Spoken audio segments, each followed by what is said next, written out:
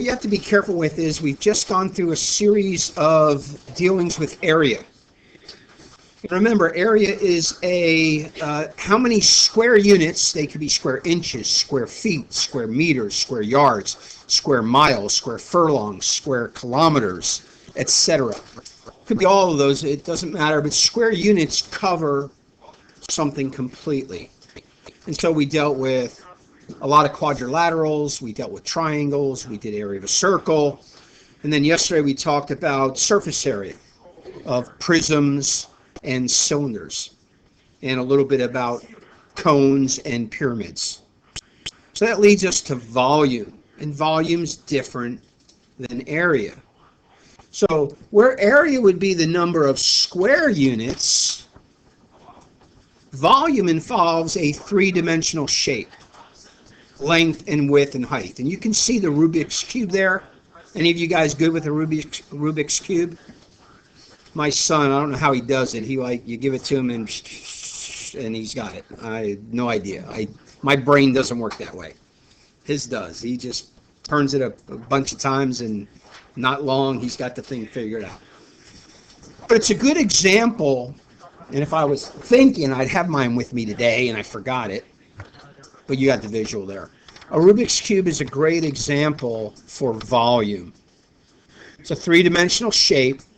It's got length and width and height. And therefore, then, it's not the number of square units, but it's the number of cubic units. Cubic units. All right, so let's write a few things. First off, volume involves three dimensions, right? It's 3D. You guys knew that 3D meant three dimensions, right? You knew that, right? If you didn't, now you do, right? 3D means three-dimensional. Usually length and a width and a height. You are a three-dimensional being. Good thing. All right. It used to be that any printer printed something in 2 dimensions, right? It was flat. But nowadays, can you print something that's not flat? How about if you use a 3D printer? They have them, believe it or not. You can print. I was reading something the other day. They can print a drone. They can 3D print a drone. Yeah. So it's amazing what can be done today. But anyhow, the point is 3 dimensions. 3D, 3 dimensions. When you have 3 dimensions, we're talking about volume. So the volume of a cube, and that's our shape here, is length times width times height. The volume of a cube is length times width times height.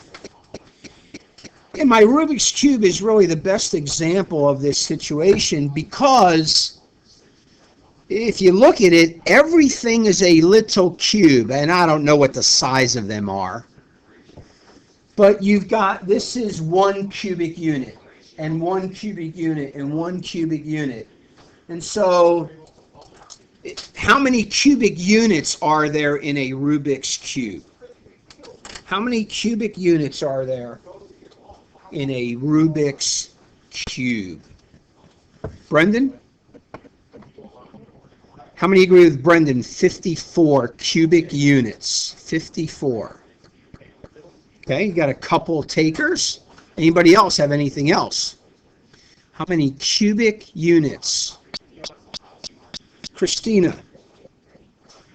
Okay, I don't know why you want to go one less, but whatever. Do you have a reason for saying 53?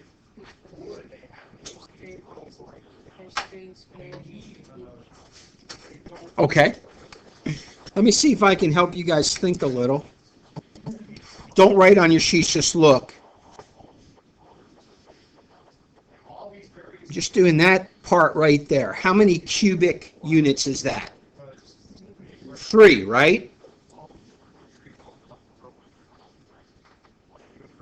How many more would that be? 3 more for a total of? 3 more for a total of? So a row across has how many? How many more for that row? 9 for a total of? And how many more for that row? For a total of? Yeah, in this cube, this is 3, this is 3, and this is 3.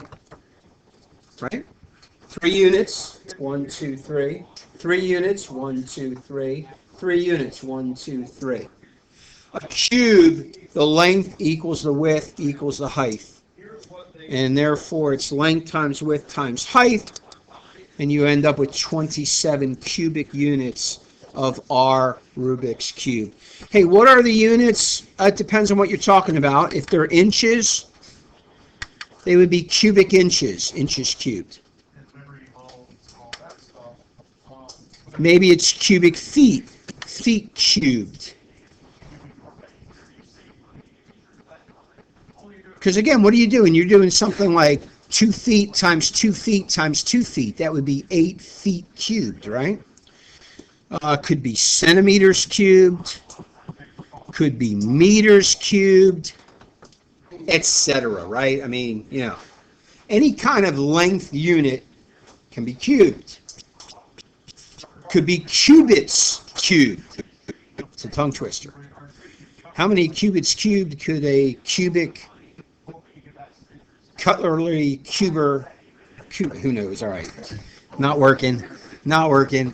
But you know, it could be a cubit. Cubit's a unit of measure. How many cubits, etc., etc. Furlongs, whatever, miles, whatever you want to talk about as far as units. All right, so let's get into some specific shapes. What's the formula for the volume of a prism or the volume of a cylinder? And it's basically the area of the base times the height.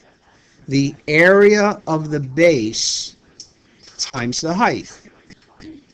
But there are different kinds of prisms. Remember yesterday when we were talking about surface area, we talked about a rectangular prism, we talked about a triangular prism, we talked about a trapezoidal prism. So the base is different. A cylinder has what kind of shape for a base? A circle. So it depends upon the base, but here's the idea. Now, by the way, a cube is a prism. So the idea is this. We can do the area of the base and then multiply it times the height. So let's think about it with our Rubik's Cube here. You got to think of this thing. What is the base? Well, let's consider the base the part it's sitting on, okay? That rectangle, and you can't see it, that rectangle that it's sitting upon. Do you agree? And so if we did the rectangle, which we know is a square because it's a cube, right? All 3 of these sides, all 4 sides are 3. What would be the area formula? Base times height or side squared. And when you did that, what would you get? 9, right? And area of the base times the height. What was the height of our cube? 3. And again, you're at 27, aren't you? Of course. You get there. Well, area of the base times the height is the way you really figure out volume for any cylinder or any prism. Area of the base times height. You just have to be careful to deal with the specific formula for the base. So what if your base was a parallelogram, which could be a rectangle, right? What's the formula for area of a parallelogram? Christina?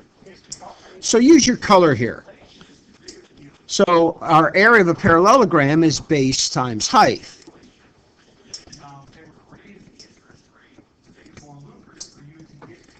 So if we were going to do volume of this prism with this base, I'm just going to go P for prism for short, it would be area of the base, in red, base times height, and then in green, times height. Whoa, wait a minute. 2 heights? Why 2 heights? So let me go back to our Rubik's Cube for a moment. Remember, this represents the base, correct? Remember, the base has a base and a height, but the whole cube also has a height. So this is area of the base, base times height. This is the height of the shape. They're different things. And I'll keep bringing that up to you guys as we go along. But that's the idea in all of these. Don't forget your area of a trapezoid. Let's go in order. Let's go area of a triangle. Somebody raise your hand and tell me area of a triangle. Amber? Don't forget your half base times height. And all I'm trying to do is review right now. Area of a trapezoid. Who can give me formula for Brendan? 1/2 times base 1 plus base 2 times height. Great. 1/2 times base 1 plus base 2 times the height. Hey, with a trapezoid, how do you know which of the four sides are the bases? Somebody raise your hand and tell me, how do you know with a trapezoid which of the four sides are the bases? Aaron? The parallel sides are the bases. By the way, who was joking? Were you joking with me about everything breaking yesterday? Was that you? Was that this class? All right. Was it Amber? All right. You remember when my calculator fell? It broke. Yeah, it's like I really did break everything. All right. Anyhow. So 1/2 base 1 plus base 2 times height. And then who's got area of a circle for me? Chloe? They're round. Round. Pi r squared. Yes, pi r squared is formula for area of a circle.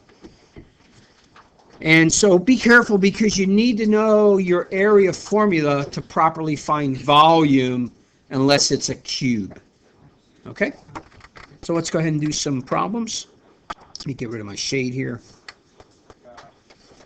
And before we get there, let me just use the color here to help you see clearly what's going on. So do you understand here we would find the area of the base? In that case would be a circle. And this distance would be the height, and we'd figure out the volume of that cylinder. Right? It's got a circular base.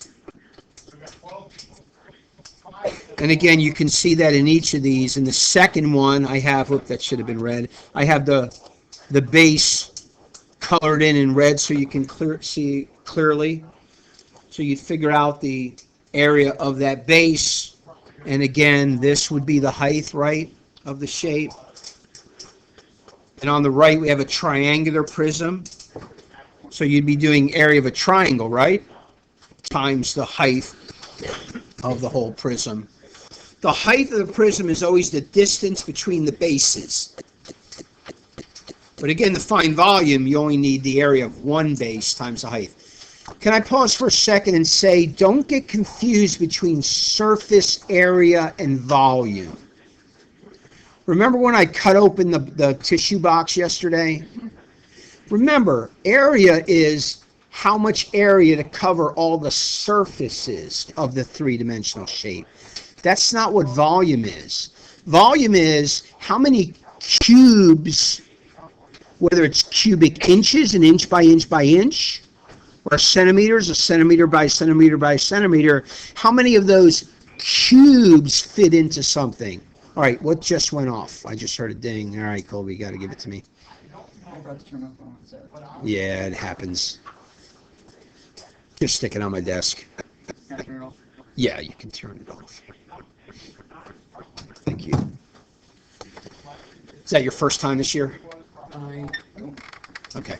Usually first time's no big deal. I don't know about the second time. But anyhow, not a big deal. All right, so just don't get confused between surface area and volume. When we're figuring surface area, we need to include both bases because they both have area, don't they? But to figure out volume, you just need to know how much area one base takes up. And when you therefore multiply it times the height, you get the number of cubic units. Don't get those confused. And so the blank is, the height is the perpendicular distance between the bases. The height is the perpendicular distance between the bases. All right, so there's the main formula up above. And so let's go through and do a couple of problems. Let's go do, and we'll do a few problems and we'll be done today. All right, find the volume of the cylinder. All right, I always want you guys to start with your formula. So this is a cylinder, so you don't need to write pyramid cylinder. Just CYL is good. Why do we put the CYL? We're trying to associate with our brain. We're doing a cylinder. It's going to be area of the base times the height. But we can get specific right here. What kind of shape is the base of a cylinder, class? So I'll say area of a circle times height. I'm fine with you doing that. Okay, go ahead and see if you can finish it off. Be neat, be orderly, put in your numbers, show your work. Get your calculator out, punch it out, include your units so you have the correct units when you're done.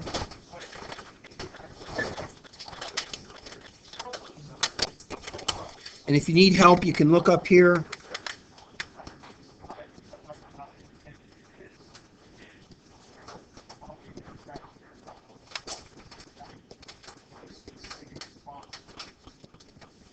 And you guys know how we round off, right? You know our round off protocol. Make sure you're following order of operations.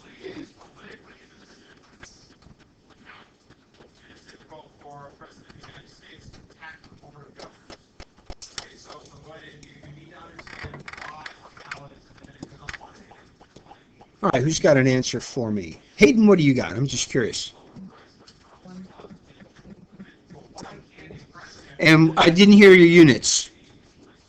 Good. 1,017.36 feet cubed or cubic feet. You can say it either way, feet cubed or cubic feet. And that would be correct in that cylinder. You say 1,000 cubic units in there? Yeah. Yeah. It's 9 feet tall and it's got a radius of 6 feet. You get 1,000 in there. It's a lot, but that is what you would get. Christina.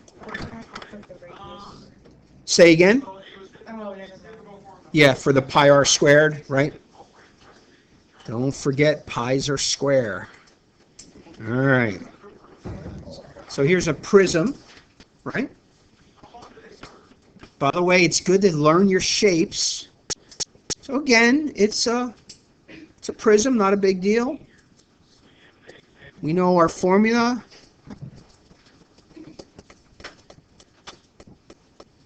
What kind of base does this have? Not a square. You call it rectangle or a parallelogram, either way.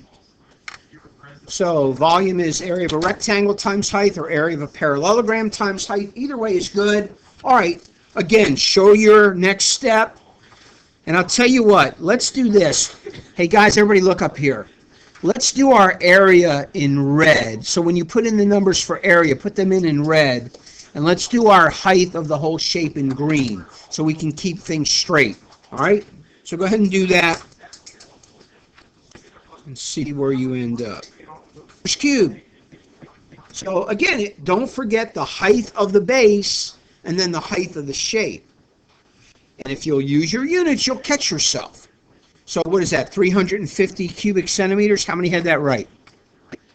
And those of you that missed it, why didn't you catch yourself?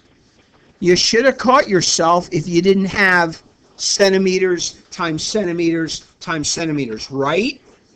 So catch yourself. Catch yourself. It's a common thing. It happens a lot. Students do just one height. But remember, you're doing area of the base times height. And again, if you can't handle going right to the numbers inputting, write the formulas first.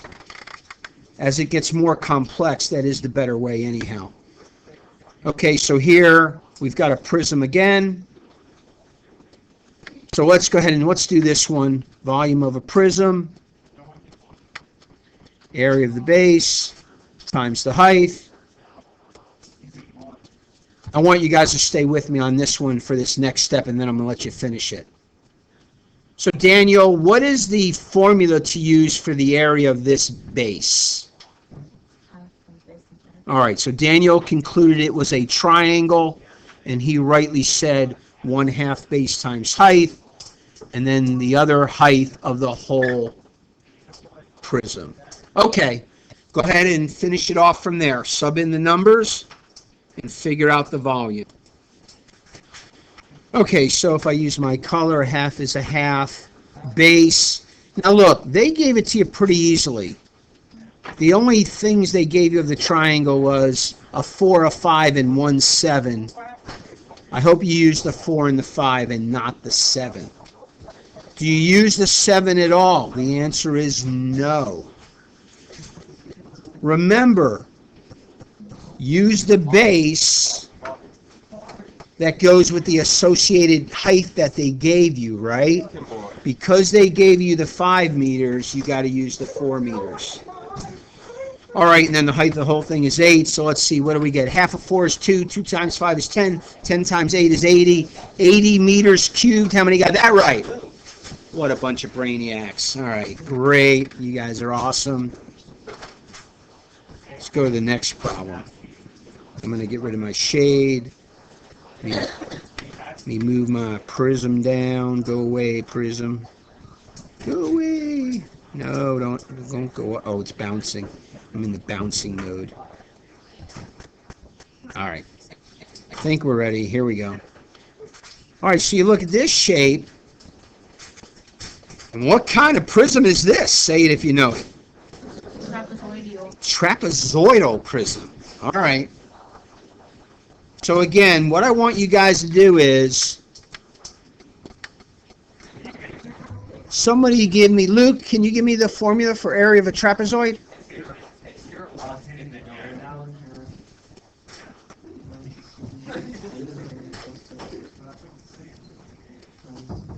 Times height. Very good. And then remember, times the height of the whole shape. Again, you have 2 heights. So be careful. All right, sub into that and solve it. Do you have cubic units? All right, and this time we just have U's, right, for units. So base 1 and base 2, that's the 7 and the 4. The height of the trapezoid is the 3, and the height of the whole shape is the 8. So 11, half of 11, what a pain. Well, I'm going to do the half times the 8. I can get around it. Half of 8 is 4. 4 times 3 is 12. 12 times 11 is 121? 132. Ah, bummer. All right. 132 units cubed. 132 cubic units. How many got that right? You guys are brainiacs. All right, I just want to make you aware of one scenario. Don't worry about putting this in your notes.